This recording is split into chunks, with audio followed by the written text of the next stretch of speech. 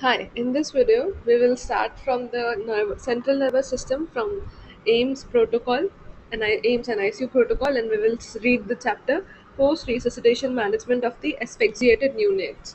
Let's start. Starting with this post resuscitation management of asphyxiated neonates. Perinatal asphyxia is the major cause of neonatal and under 5 mortality. Fine, what is the major cause? It's perinatal asphyxia, particularly in the developing countries. As per the latest estimates, perinatal asphyxia accounts for 9.4%, that is 0.72 millions of the total under 5 child mortality worldwide. Along with the prematurity and systemic infections, perinatal asphyxia is one of the three most common causes of the neonatal deaths.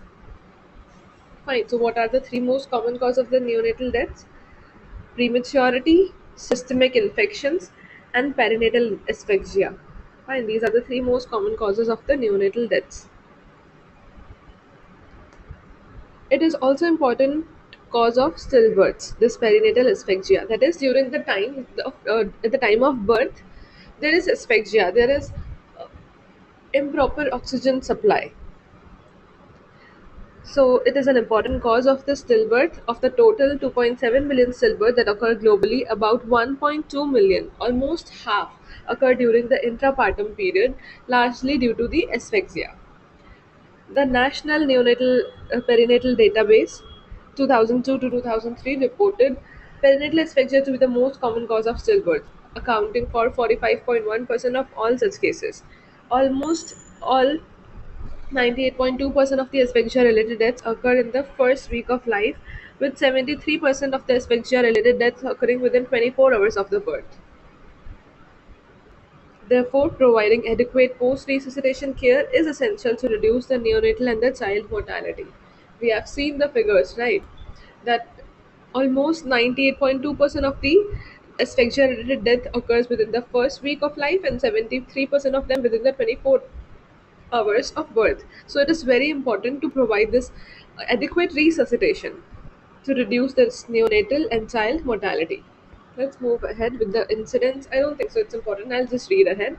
As per the NNPD 2002 to 2003, the incidence of the perinatal asphyxia, defined as the Apgar score of less than 7 at 1 minute of life, was 8.4% of all the live births. This was important. I was wrong. So, yeah, we have to know what is perinatal asphyxia. The incidence of perinatal asphyxia, defined as Apgar score of less than 7 at 1 minute of life, was 8.4%. This is not important, but what is perinatal asphyxia? This is important. Apgar score of less than 7 at 1 minute of life. So, what is Apgar score first? A P G A R. A is for appearance. So, Apgar score, it is of total 10, and lesser the score, the serious the problem is. Fine. So A is for appearance. How is the baby appearing? Is the baby pink? Is there any peripheral cyanosis? Is the baby completely cyanosed? Fine. P is for pulse, and whether the pulse is absent, or is it less than 100 beats per minute or more than 100 beats per minute. On that basis, we give the score. So Apgar has a total score of 10, and each category has 0, 1, and 2 points. Fine. That on the basis of that we have to grade. A is for activity. Sorry, A is not for A can be for activity or appearance.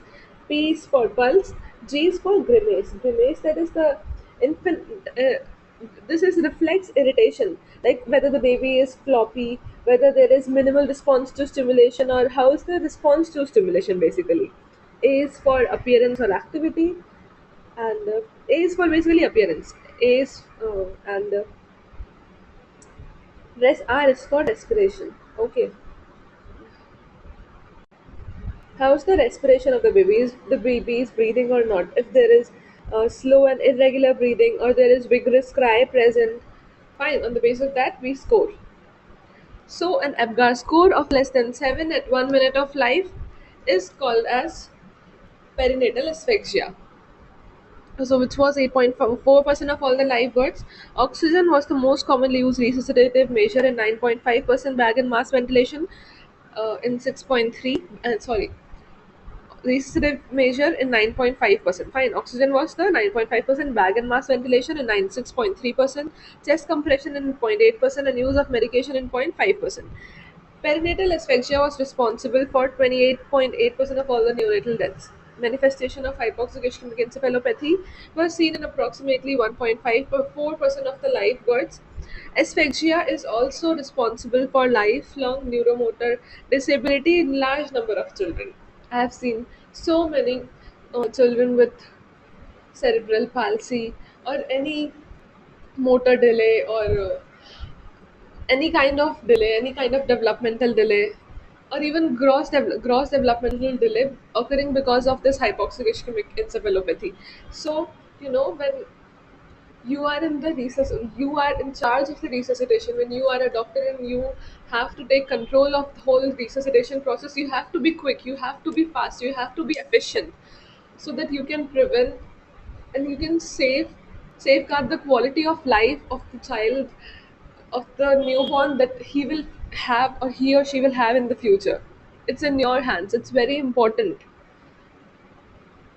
The life of kids with cerebral palsy is not very good.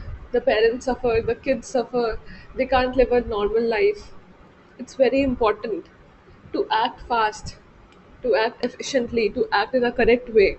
So we should know what needs to be done exactly, and how much, and at what time, and how fast. You know, the longer the brain will be in asphyxia and hypoxemic state, in hypoxia, the greater will be the damage. And the greater will be the damage, the poorer will be the future life of that baby. So yeah, just keep in mind all this and let's start. Manifestation of, we read this, asphyxia is also responsible for lifelong neuromotor disability in a large number of children.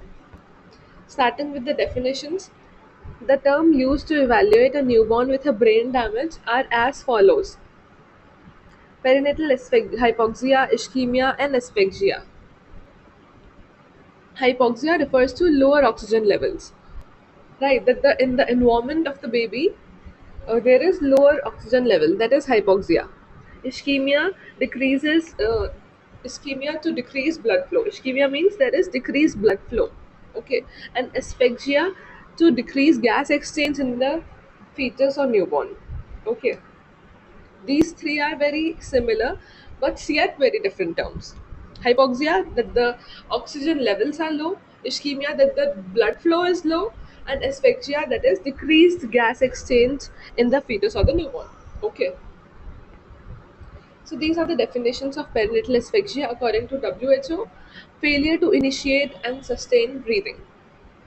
Very simple one line definition, that failure to initiate and sustain breathing. NNPD network, moderate perinatal asphyxia, there is slow gasping breathing or an APGAR score of 4 to 6 at 1 minute of age, and severe perinatal asphyxia, no breathing or an APGAR score of 0 to 3 at 1 minute of age. And according to American Academy of Pediatrics and American College of Obs and Gynecology, presence of all of the following criteria: profound metabolic or mixed acidemic, that is PS less than 7, and umbilical cord blood, persistence of low Apgar score less than 3 for more than 5 minutes, signs of neonatal neurologic dysfunction, that is seizures, encephalopathy, and tone abnormalities, evidence of multiple organ involvement such as that of kidney, lungs, liver, and heart, and intestines. Fine. So here we read about the definitions of perinatal hypoxia, ischemia, and asphyxia, and the definitions of perinatal asphyxia about, around from different institutes, WHO, NNPD, and American Association. Now let's read about perinatal or neonatal depression. What is this? This term refers to the physical state of a newborn within the first hour of life following birth and is unrelated to newborns' prenatal and postnatal conditions. This is what? This is the physical state of newborn within the first hour of life following the birth, and it is unrelated to what?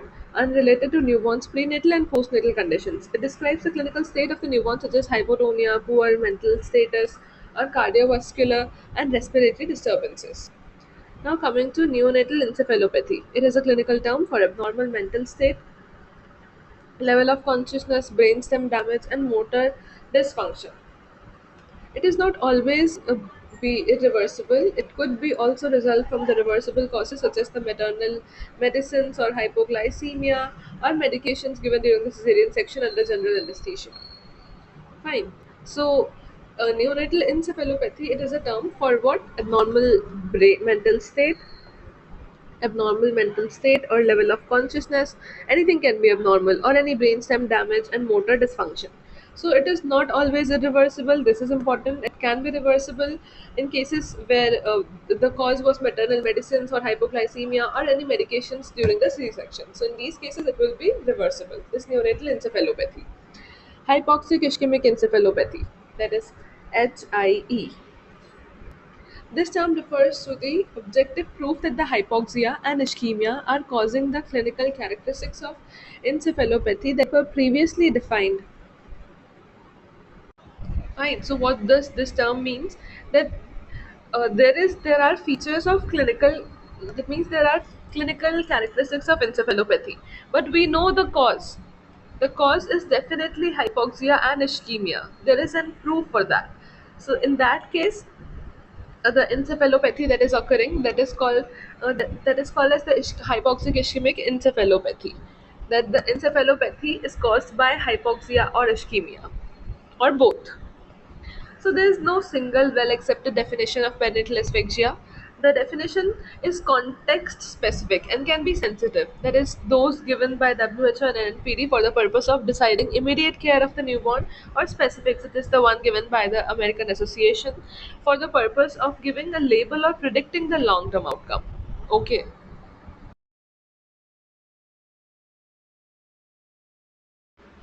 Now let's start with the consequences of asphyxia. Perinatal asphyxia is a multi-organ system disorder affecting virtually every organ system in the body, including the brain, heart, lungs, kidney, and intestines. Care of asphyxiated infant therefore should be oriented towards determining the severity of dysfunction of critical organ system and provide appropriate support to allow recovery to happen. Many of these complications are potentially fatal. In term infants with asphyxia, renal, CNS, cardiac, and lung dysfunctions occur in 50%, 28%, 25%, and 25% cases, respectively. The extent of organ system dysfunction determines the early outcome of an asphyxiated neonate. Hypoxic ischemic encephalopathy is often the prime concern while managing the asphyxiated neonates because it is only associated with high risk of mortality but also carries it is not only associated with high risk of mortality but also carries a significant risk of serious long-term neuromotor sequelae among the survivors. A detailed classification of the HIE in the term neonates was proposed by Sarnat and Sarnat. A simpler and practical classification of HIE by the severity of manifestation provided by the Levin is recommended for the routine use. Recent addition to this list is the Thompson score, which is based on the features of HIE and has a maximum burst score of 22. A score of 15 or more has shown a positive predictive value of 92%. A score of what? A score of 15 or more has shown a positive predictive value of 92% and a negative predictive value of 82%, sensitivity of 71, and specificity of 96% for abnormal outcome at 12 months of age. Let's see these tables. What is given? Organ system dysfunction in the perinatal asphyxia. So if CNS is affected, there will be hypoxic ischemic encephalopathy, intracranial hemorrhage, seizures, long-term neurological sequelae. All these can happen. In cardiac system manifestations, we can have myocardial dysfunction, valvular dysfunction, rhythm abnormalities, and congestive cardiac failure. In renal abnormalities, there can be hematuria, acute tubular necrosis, renal vein thrombosis. In pulmonary, there can be delayed adaptation, respiratory failure, meconium aspiration, surfactant depletion, primary pulmonary hypertension, GI tract. There can be necrotizing enterocolitis and hepatic dysfunction. In hematological, there can be thrombocytopenia and coagulation abnormalities. And metabolic, there can be acidosis, hypoglycemia, hypocalcemia, and hyponatremia.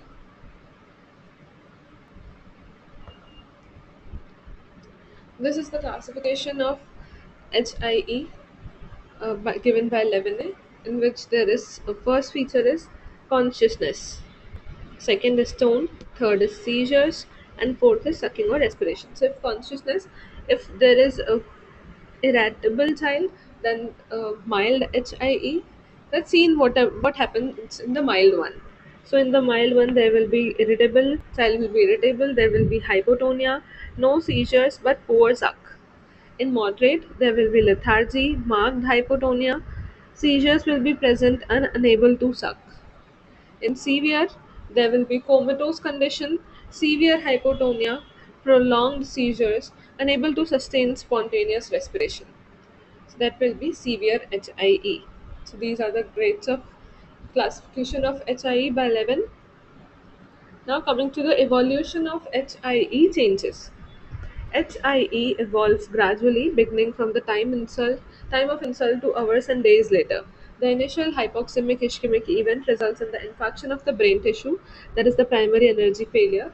The subsequent injury, second injury is mediated by reperfusion and free radicals in an area around the necrotic area, that is called penumbra.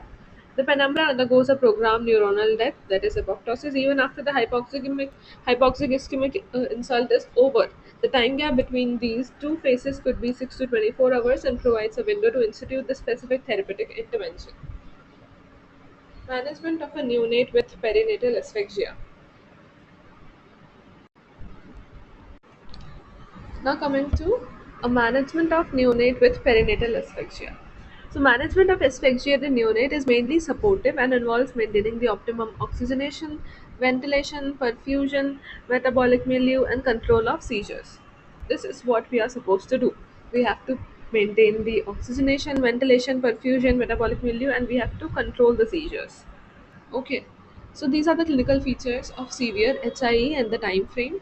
So from birth up till 12 hours, there will be decrease in the alertness and tone. There will be convulsions, periodic breathing or respiratory failure, and intact pupillary and oculomotor response. From 12 to 24 hours, there will be changes in the alertness level. There will be apneic spells. There will be increase in the convulsions, jitteriness, weakness in the proximal limbs.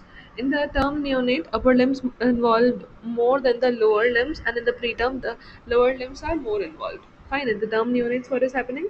In the term neonates, upper limbs are more involved. From 24 to 72 hours, further decrease in the alertness, pupillary and the oculomotor disturbances, respiratory arrest. In the preterm neonate, intraventricular hemorrhage and periventricular hemorrhagic infarction. So as the time is progressing, no, see levels of alertness are being decreased. Here the decreased alertness and tone is also decreasing. There's weakness in the proximal limbs and further decrease in the alertness. With the time increasing, there is alertness is decreasing. The pupillary and oculomotor disturbances are also present. So also the respiratory uh, from respiratory failure, periodic breathing or respiratory failure, to finally it has come down to respiratory arrest. And in preterm neonates, intraventricular hemorrhage and periventricular hemorrhagic infarction can also be seen. Okay. But this will be seen in the preterm neonates. There will be intraventricular hemorrhage and periventricular hemorrhagic infarction. After 72 hours, that is after 3 days, there will be persistent and diminished stupor, abnormal sucking, swallowing, gag, and tongue movements, hypotonia more common than hypotonia will be seen, and weakness in the proximal limbs. So, this will be seen after 3 days. Okay, there will be problems in the after 3 days. So, if there was HIE, there will be abnormal sucking, swallowing, gag, and tongue movements, hypotonia more common than the hypertonia, weakness in the proximal muscles, and there will be persistent and diminished stupor. Now, coming to the delivery room care. For newborn, at the term and near term, around 35 weeks of gestation, resuscitation should start with 21% of oxygen, for that is at the room air. For preterm neonate born at less than 35 weeks of gestation, resuscitation should start with 21 to 31% oxygen. Further oxygen concentration should be titrated to achieve target saturations. For non vigorous neonates, born through meconium stained amniotic fluid. The 2015 NRP does not recommend routine intubation for suctioning of meconium, citing more harm due to the intubation along with the delay in providing the adequate ventilation. Obtain arterial cord blood for analysis. Obtain arterial cord blood for analysis. After cutting the cord, apply additional clamp on the umbilical cord on the placental side, keeping the cord segment of 10 to 15 centimeter between the two clamps. Fine. So what we are doing, we have to obtain the arterial cord blood for analysis and take a heparinized syringe and puncture the cord. Clamp the segment once the placenta is out and resuscitation is over to take the blood sample from the umbilical artery. Presence of metabolic acidosis of pH less than 7 and base deficit greater than 16 mole per liter indicates relatively long-standing asphyxia, many minutes to hours.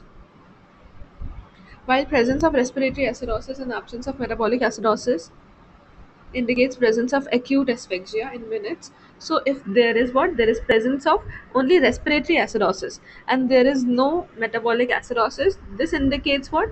That the metabolic changes have not been occurred, only the respiratory changes have occurred. This indicates presence of acute asphyxia for just few minutes, as in the cord prolapse or in abrupt abruption of the placenta, acute abruption of the placenta, etc. So, cord blood gas in asphyxia, what is the evidence? Recent meta analysis has shown good association of the cord ABG abnormalities, that is pH of less than 7 and base deficit of more than 16 millimole per liter, with the short term mortality, HIE, IVH, or PVL, and a long term adverse outcomes like cerebral palsy, even. Fine. So, what we read under this heading, that is under the delivery room care, that resuscitation, only the highlighted points we'll read. That the newborns born at the term and the near term, we have to start with resuscitation with 21% oxygen, that is room air. And preterm neonates born at less than 35 weeks, we have to start with 21 to 30% oxygen. For non-vigorous neonates, it is not recommended for the routine intubation for suctioning of the meconium. Fine, and we have to obtain the arterial cord blood for analysis, and in that blood gas, if there is metabolic acidosis present, that is pH of less than 7 and base deficit greater than 16 millimole per liter, it indicates a long-standing asphyxia. Fine. This indicates what? Indicates a long-standing asphyxia. While if there is presence of only respiratory acidosis, in the absence of any metabolic acidosis, it indicates the presence of acute asphyxia, that is for just few minutes, as seen in case of cord prolapse, acute abruption of placenta. So this was all about the delivery room care. Now let's read about the NICU care. That the baby has been taken to the NICU and what we are supposed to do. So the transfer of neonate to NICU, if Apgar score at 1 minute is less than 3, require prolonged blood bag and mask ventilation 60 seconds or more, require chest compressions. Even neonate transfer to the mother should be monitored frequently in the first 48 to 72 hours for the development of features suggestive of HIE. So, these are the main three features when we have to transfer the baby to the NICU. If the APGAR at 1 minute is less than 3, if prolonged bag and mask ventilation was required for 60 seconds or more, and require the chest compressions. Now, what are the care that we will provide in the NICU? Firstly, we have to, main thing is TABC. So starting with T, that is temperature, we have to maintain the normal temperature. After drying, place the baby under the radiant warmer. Maintain normal body temperature and avoid hypothermia. Fine. So first thing was temperature. Second thing is maintain the normal oxygenation. A from TABC, A is the airway. So maintain the normal oxygenation and ventilation. Assess the infant for adequacy of the oxygenation and ventilation and provide support as needed. Keep under oxygen hood if needed. Maintain the saturation between 90 and 95%. Avoid any hypoxia or hyperoxia, that is less oxygen or more oxygen even. Assisted ventilation is required if there is apnea or spontaneous respiration is inadequate or there is continuing hypoxia or hypercarbia. Measure the arterial blood gas if any respiratory or perfusion abnormalities are present. Maintain the partial pressure of O2 between 60 and 90% of 90 mm of Hg and PCO2 at 35 to 30 at 45 mm of Hg. Avoid both the hypocarbia, reduce cerebral perfusion, and hypercarbia, increase cerebral perfusion, and intracranial pressure and predispose to the intracranial bleed. Fine. The main thing in this was in maintaining the airway was we have to keep the baby between maintain the saturation between 90 and 95%, and we have to avoid hypoxia and hyperoxia, and we have to do the arterial blood gas, that is ABG, if there is any respiratory or perfusion abnormalities are present. Okay, in these cases we have to measure the arterial blood gas, that is ABG. So the second thing was about TA, airway. Now the blood, that is circulation, TAB. B is, sorry, breathing. C is circulation. So yeah, we have to maintain the normal tissue perfusion. Ensure normal perfusion, that is capillary refill time. We have to check the CRT of less than 3 seconds, absence of tachycardia and metabolic acidosis, normal blood pressure, and adequate urine output. This all suggests that the perfusion is normal. If the CRT is normal, if there is no tachycardia, if there is no metabolic acidosis, if blood pressure is normal and adequate urine output, this all suggests that the perfusion is normal. Start the intravenous fluids on all the neonates with Apgar scores less than 4 at 1 minute and less than 7 at 5 minutes of age, and, or if the neonate is sick. So this is important, that when we have to start the IV fluids in the neonates, if the Apgar score were less than 4 at 1 minute or less than 7 at 5 minutes of age, if the neonate is sick, that is if there is any respiratory distress, encephalopathy or abnormal tone. Fine, so this is important for us. Moving ahead, in sick neonates, place the arterial line for guiding management of the blood pressure. BP should be tightly maintained in the upper normal range according to the gestation and postnatal age specific BP charts, avoiding the viral fluctuations.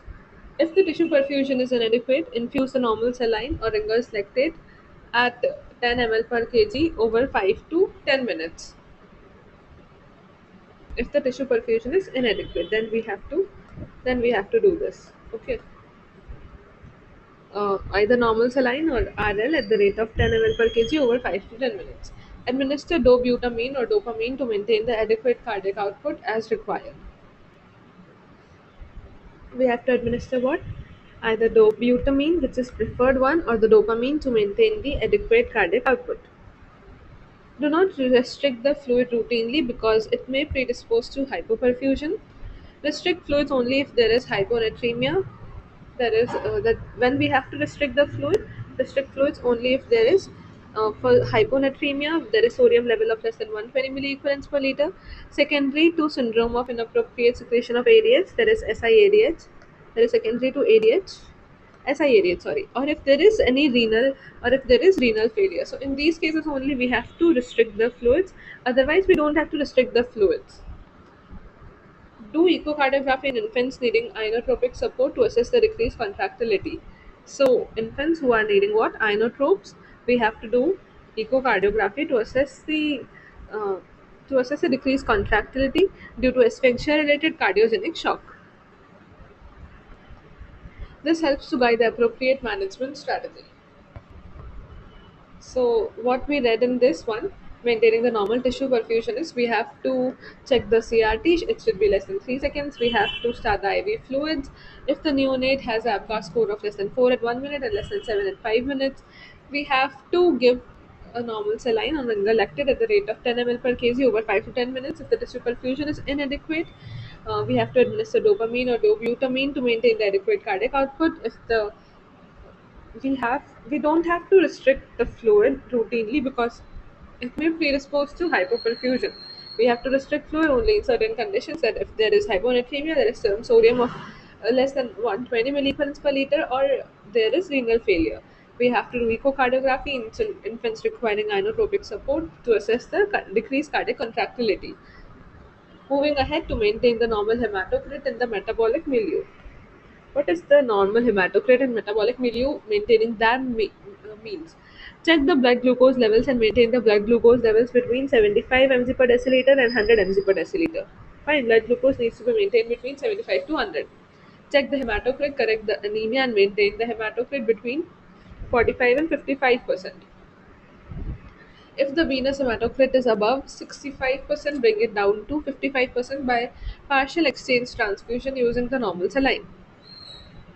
Fine. If the hematocrit is high, is 65%, then we have to bring it down to 55%. By what? By partial exchange transfusion using the normal saline. Check the blood gases to detect the metabolic acidosis. We have to maintain the pH above 7.3. In case of severe asphyxia, see the American Academy of Pediatrics Association criteria in Table 8.1, which provide calcium in maintenance dose of 4 ml per kg per day. If there was severe asphyxia, we have to provide calcium in a maintenance dose of 4 ml per kg per day of 10% calcium gluconate for 1 to 2 days as a continuous infusion or as 1:1 diluted boluses. Fine, we have to give calcium in 1:1 diluted boluses or as a continuous infusion. Slowly under the cardiac monitoring, maintain the serum calcium concentration in the normal range. So, what is the level of calcium that we need to give in cases of severe asphyxia? It is 4 ml per kg per day of 10% calcium gluconate for 1 to 2 days. Okay, now treating the seizures, we have to refer to the protocol on neonatal seizures. That is the next chapter. We will read about it. There will be next another video for that. Nutrition, we have to start the oral feeding once the neonate is hemodynamically stable, is off the vasopressor support and has a normal abdominal examination finding, no distension and normal bowel sounds. Okay. So when we have to start the oral feeding, when the neonate is hemodynamically stable, of the vasopressor support and has a normal abdominal examination finding. There is no distension and normal bowel sounds. Role of special investigation. The role of special investigation is to provide information on the long-term prognosis. We are doing this for long-term prognosis. So the first special investigation is EEG, that is electroencephalography. Electroencephalography is not indicated routinely in the all asphyxiated neonate, but it helps in the diagnosis and management of the seizures and prognosticating for the long-term outcomes. The prognosis is likely to be poor if the EEG shows any one of the following. Fine. The prognosis is likely to be poor if the EEG shows long-term periods of inactivity of more than 10 seconds, brief periods of burst less than 6 seconds with small amplitude bursts, interhemispheric asymmetry and asynchrony, and isoelectric and low voltage less than 5 microvolts. So if any of these things are present, it has a poor prognosis. Amplitude integrated encephalography, that is AEEG, is a simple, reliable, and non invasive technique which can be applied at the bedside in the NICU for monitoring EEG continuously. Following the abnormalities in EEG would indicate poor prognosis. Wide fluctuations in the amplitude with the baseline voltage dropping to near zero. So this is the continuation. Following abnormalities in in amplitude AEG. So if the following abnormalities in the amplitude AEG would indicate a poor prognosis. What abnormalities? If there are wide fluctuations in the amplitude with the baseline voltage dropping to near zero, then it is of poor prognosis. Peak amplitudes under 5 millivolts, then it is of poor prognosis. And if there are seizure spikes, while normally amplitude EEG may not necessarily mean that the brain is normal, a severe or moderately severe amplitude EEG abnormality may indicate brain injury and a poor outcome. The time of the onset of the sleep waking cycle, that is SWC, has also a prognostic value. If the SWC returns before 36 hours of the age, the prognosis is likely to be good. So this was the first role of special investigation. First investigation was electroencephalography, and we also read about the amplitude integrated electroencephalography. Now the second investigation is cranial ultrasound. Cranial ultrasound is not good for detecting changes of HIE in the term neonates. Fine, it is not good for detecting HIE changes in the term neonates. However, hypoechoic areas can be seen in very severe cases. There can be certain hypoechoic areas in very severe cases having large areas of infarction.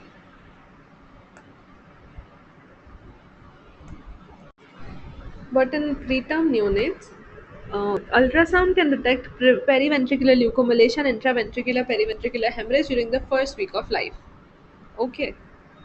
In the preterm neonates, what it can do, ultrasound can detect periventricular leukomalacia and intraventricular periventricular hemorrhage during the first week of life.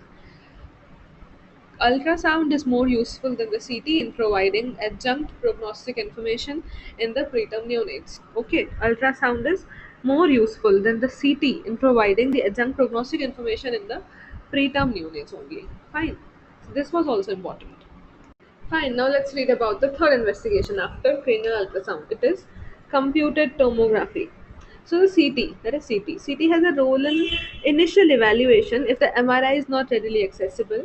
In acute stage of HIE, CT in the term babies, CT in term babies show what? Show generalized low attenuation of the brain parenchyma. However, several weeks after the asphyxia itself, CT readily picks up diffuse cortical neuronal injury. So several weeks after asphyxial insult, CT can pick up what diffuse cortical neuronal injury, injury to the basal ganglia and thalamus, focal and multifocal ischemic brain injury, as well as the periventricular leukomalacia. CT has a limited role in identification of the parasagittal cerebral injury. Coming to the MRI, that is the fourth modality. MRI is the best imaging modality for determining prognosis in the term neonates. Okay, best imaging modality for determining the prognosis. Diffusion weighted MRI, that is DW MRI, can detect abnormalities within 24 to 48 hours after the birth. This DW MRI can detect abnormalities within 24 to 48 hours after the birth, that is, optimal time is 2 to 3 days. Whereas conventional MRI can show abnormalities in the first 3 to 4 days, though optimal time is later during the first week of life. Fine, if we are doing DW MRI, it can detect within 24 to 48 hours, and the conventional MRI can show abnormalities in the 3 to 4 days. An altered signal at the level of posterior limb of the internal capsule, abnormalities of the thalama and basal ganglia in the term neonates, and that of a white and gray matter at the term equivalent age in the preterm neonate are strong predictors of the subsequent risk of poor neurodevelopmental outcome. Another common pattern of the injury is injury to the watershed regions. Now, there's something called prognostic test in the neonates with asphyxia. What is the evidence? In recent meta-analysis of 29 studies, including 13 prognostic tests in 1306 term neonates with the hypoxic ischemic encephalopathy, amplitude EEG in the first 6 hours show maximum sensitivity and the specificity of 93% and 90% respectively. Now, coming to the specific management. Before this, we read about the specific investigations. Now, let's read about the specific management. First one is the therapeutic hypothermia. Institution of moderate therapeutic hypothermia, there is uh, therapeutic hypothermia of 33 to 34 degrees Celsius in infants of at least 35 weeks of gestation with the moderate to severe encephalopathy initiated within 4 to 6 hours and continued for 72 hours of the age in the ICU setting has been shown to reduce the mortality and neuromorbidity by 18 months of age.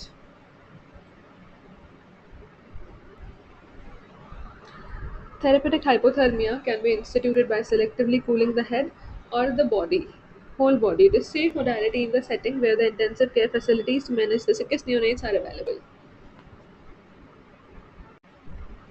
Fine. So what we are doing in this thing, that there is we are inducing hypothermia, therapeutic hypothermia, that is called, uh, and the temperature is maintained between 33 to 34 degree Celsius in infants of at least 35 weeks of gestation with the moderate to severe encephalopathy initiated within 4 to 6 hours of the birth in at least 35 weeks of gestation, a newborn with with hypoxia, that is peritoneal asphyxia.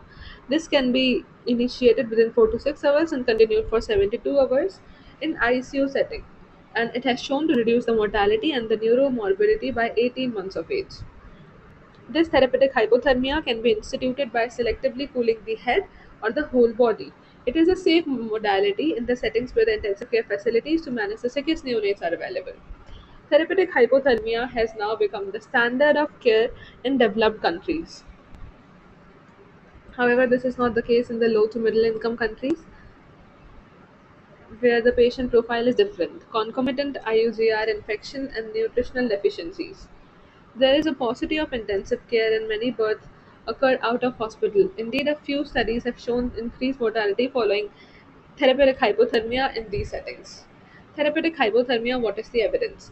The Cochrane review, 8 RCTs, 638 randomized controlled trials, and 638 term neonate with a moderate to severe encephalopathy and evidence of intrapartum asphyxia show that therapeutic hypothermia reduced the combined outcome of mortality or a major neurodevelopmental disability by 24% at 18 months of age. So yeah, this there is evidence of of successful therapeutic hypothermia, which is reducing the mortality as well as the neurodevelopmental disability by 24%. But I have not seen therapeutic hypothermia. If anyone knows how it is it done and how often it is done in India, I would love to know that. Evidence of, let me know in the comments. Evidence of therapeutic hypothermia from the LMIC HELIX trial. So there is evidence of hypothermia for moderate or severe neonatal encephalopathy in the low income and middle income countries HELIX trial. Countries involved are the India, Sri Lanka, and Bangladesh. Study participants were the late preterm neonate more than or equal to 36 weeks, and a term neonates with moderate to severe encephalopathy. So enrolled participants were 408. Intervention was therapeutic hypothermia for 72 hours. Primary outcome death or moderate to severe disability at 18 to 22 months. Major results: no effect on the death or moderate to severe disability, 50% versus 47%. Increased risk of death before discharge in the intervention group. Oh, this is not beneficial actually. So it is better not to do in low income and middle income countries. Fine, the mechanism of action of therapeutic hypothermia. Therapeutic hypothermia has been shown to be protective at the critical cellular and vascular sites of the cerebral injury following asphyxia. It acts by following mechanism to reduce the extent of brain injury. Let's see how therapeutic hypothermia acts by and how it reduces the extent of brain injury.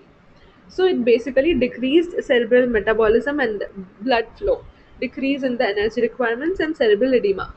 Okay, hypothermia is causing all this to happen. It is decreasing the cerebral metabolism and blood flow, and decrease in the energy requirements and the cerebral edema. Decreased brain lactic acid, glutamate, and nitric oxide concentrations, less excitotoxic and oxidative injury. Fine, it is decreasing the brain lactic acid, glutamate, and the nitric oxide concentration, so less excitotoxic and oxidative injury. It inhibits the protease activation, mitochondrial failure, and free radical damage, and lipid peroxidation, so less apoptosis and necrosis. This is how therapeutic hypothermia is acting, but it is of no use here in India. Now, selection of neonates for therapeutic hypothermia. Selection criteria of neonates for therapeutic hypothermia. Whom to treat? So the neonate with the following characteristics: gestational age should be more than or equal to 36 weeks, age should be less than 6 hours, admission temperature should be 36 to 37.4 degrees centigrade, and any of the following features. Any evidence of the perinatal asphyxia as shown by any of the following.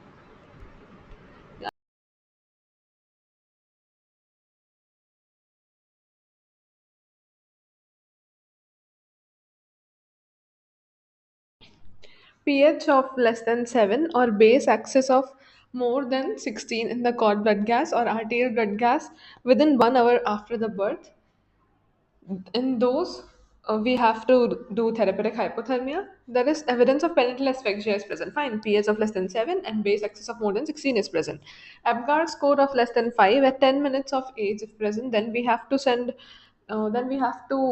consider them for therapeutic hypothermia. Positive pressure ventilation for at least 10 minutes. History of acute peripartum event like cord prolapse or uterine rupture. Evidence of moderate to severe encephalopathy is present. Okay. This was we read home to treat. These are all the babies whom we have to consider for treatment. Now, whom not to treat also we should know. So the neonates with the following conditions: major congenital malformation if present, then we don't have to treat. Severe IUGR we don't have to treat. With therapeutic hypothermia, severe coagulopathy, and severe intracranial bleed. In these conditions, we don't have to treat. Okay, major congenital malformation, severe IUGR, severe coagulopathy, and severe intracranial bleed. Now, where therapeutic hypothermia should be administered? In level 3 and ICU, having a multidisciplinary team and a following facility can offer the therapeutic hypothermia, where there is a bedside EEG, cranial ultrasonography, access to MRI imaging and CT scan, 24-hour monitoring of the vital parameters like heart rate, respiration, blood pressure, temperature, and saturation, desirable nurse to patient ratio of 1 to 2 or 1 to 1, and long term follow up for at least 18 months. So there's a lot of criteria that should be fulfilled for us to administer therapeutic hypothermia, and this nurse to patient ratio of 1 is to 2 or 1 is to 1 is not possible here in India. Moving ahead, this is the selection criteria for the. This is the continuation of that table. Which device should be used for therapeutic hypothermia?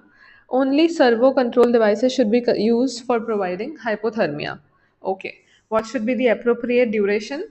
The duration should be 72 hours. Fine. So we have to provide therapeutic hypothermia for about 72 hours. Cooling devices used for therapeutic hypothermia. Whole body cooling devices are present, and there is selective head cooling devices are also present. So in body cooling device we have high technology devices, example like Tecotherm or Blanketrol or Meditherm, and low technology devices like the Miracredel. Selective head cooling device, example the Olympic cool cap system. Fine, and high technology devices. These devices usually have a circulating water coolant system. The water or the coolant flows over and around the heating cooling element located in the circulating reservoir. The heated or the cooled water a coolant then flows out of the reservoir to the circulating pump through the connecting hoses over a water temperature sensor to the blanket. The water circulates through these blankets and returns to the unit. So this is how the high technology devices work, and the low technology devices. The devices use the phase change material (PCM) technology to induce the therapeutic hypothermia. Now, these phase change materials are special thermal energy storage materials that store and release heat at a particular temperature. The thermal energy transfer occurs when the material changes phase from solid to liquid or liquid to solid. In our unit, we use Blanketrol 3 hyper hypothermia temperature management system, which is a servo controlled whole body thermia device. Whole body hypothermia device. Now, how to initiate whole body hypothermia? Counsel the parents about the indications, benefits, and the risks of therapy. Prepare the cooling system for the operation. Set the cooling blanket temperature of 33.5 degrees centigrade. Monitor and document the infant's pre cooling vital signs. Then place the infant on the warmer in the supine position with the entire head and the body resting on the cooling blanket. Place and secure a central arterial lines before starting the hypothermia. Gently insert the patient rectal probe 2 centimeter into the infant's rectum and secure to the infant's leg with the tape. The infant must lie directly on the cooling blanket wearing a diaper only. Now, monitoring after initiating the therapeutic hypothermia. The frequency of the monitoring and investigation after initiating therapeutic hypothermia are shown in this table that we will read. Now, coming to the rewarming. Before that, let's read this table. This is the monitoring and frequency of vital monitoring in therapeutic hypothermia. So, vitals monitoring, including the invasive blood pressure monitoring, is done on day one every 1 hourly. On day two again 1 hourly. On day three also 1 hourly. Neurological monitoring is done on day one every 12 hourly. Day two also and day three also 12 hourly. Urine output monitoring day one 6 hourly. Day two also 6 hourly and day three also 6 hourly. ECG continuous ECG monitoring is done Amplitude EEG monitoring is also done continuously. Skin integrity is done 6 hourly, all the 3 days. Now coming to the glucose. This glucose is done every 6 hourly, all on the days day 1, 2, and 3. Blood gas 6 hourly, or as indicated by the condition of the baby. On day 2 and 3, 12 hourly, or as indicated. Now the renal function tests are done once daily on all 3 days. Electrolytes again once daily on all 3 days. Complete hemogram only if required, and neurosonogram if abnormal. Fine. Now starting with the rewarming. So how the rewarming is done? Increase the infant's core temperature by zero point 0.5 degrees centigrade every hour until 36.5 has been reached. We gave a temperature of 33.5. Now we have to increase zero point 0.5 every hour, and final temperature should be 36.5. When the infant's core temperature is 36.5 degrees centigrade, remove the patient from the cooling blanket or the device. Reactivate the radiant warmer, monitor and document the infant's temperature with the skin probe. Problems with while rewarming, seizures and hypotension can occur. Supportive therapy during the therapeutic hypothermia. Sedative analgesics. Morphine or the fentanyl should be given by infusion during the therapeutic hypothermia. Okay, so in the supportive therapy during therapy, sedatives, analgesics, morphine or the fentanyl should be given by the infusion during the therapeutic hypothermia. Enteral feeds start the men if hemodynamically stable. Antibiotics, prophylactic antibiotics should not be given. Anticonvulsants should be given in the presence of seizures. Electric seizures in the absence of clinical correlates should be treated. Okay, so anticonvulsants should be given in the presence of seizures only. Fine, and electrical seizures in the absence of clinical correlates should also be treated. Platelet concentration, if the platelet count is less than 1 lakh, then only we need to give the platelet concentrate, and fresh frozen plasma only if there is active bleeding. Adverse effects of the therapeutic hypothermia. The common adverse effects include the sinus bradycardia, that is a heart rate of less than 80 per minute, and thrombocytopenia, that is a platelet count of less than 1.5 lakhs. So these are the common adverse effects of therapeutic hypothermia, that is bradycardia and thrombocytopenia. So, in the specific management, we first read about the therapeutic specific management of perinatal asphyxia. We first read about the therapeutic hypothermia. Now, second is the drugs under investigations.